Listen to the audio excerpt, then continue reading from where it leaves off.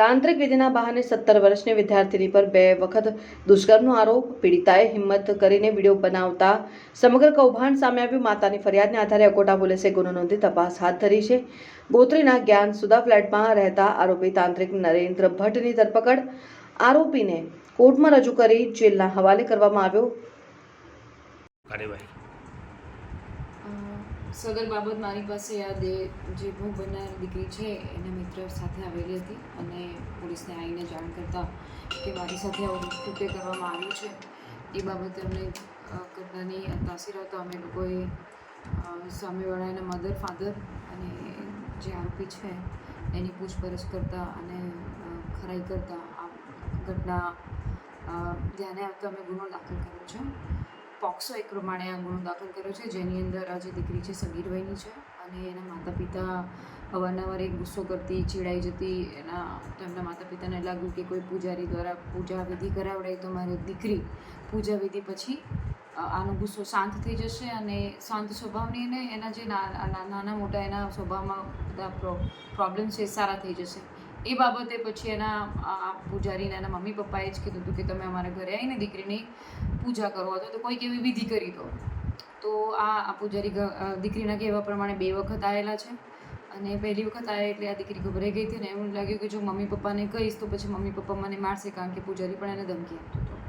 પછી બીજી વખત એને એના મિત્રની મદદથી પછી એણે સમહાવ કેવી પણ રીતે એણે કેમેરા ગોઠવી અને મોબાઈલ કેમેરાથી એણે આ આખી ઘટનાને કેપ્ચર કરી હતી અને પછી એના મિત્રની મદદથી એ અમારી પાસે આવી હતી અને અમે તરત ગુનો નોંધી અને આરોપીની ધરપકડ કરી અને એના પ્રમાણે ગુનો નોંધીને પોક્સો 1 કલમ હેઠળ એની અટકાયત કરી છે.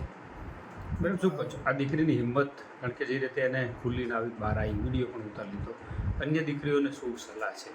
બિલકુલ આ મા બાપ માટે પણ એક લર્નિંગવાળો કિસ્સો છે, દીકરીઓ માટે પણ છે. તમારી સાથે કોઈ આવું કૃત્ય થતું હોય તો તમે ખુલીને બોલો. આવા પિશાચોને, આવા ખોટા માણસોને જેલના સળિયા પાછળ મોકલવા જોઈએ, એમના વિરુદ્ધમાં ગુનો દાખલ થવા જોઈએ. સાથે સાથે જે મા બાપ છે બાળકો સાથે, નવી તમારી ટીનેજર જનરેશન છે એમની સાથે હેલ્ધી કમ્યુનિકેશન રાખો, એ તમને કહી શકવા હોવો જોઈએ.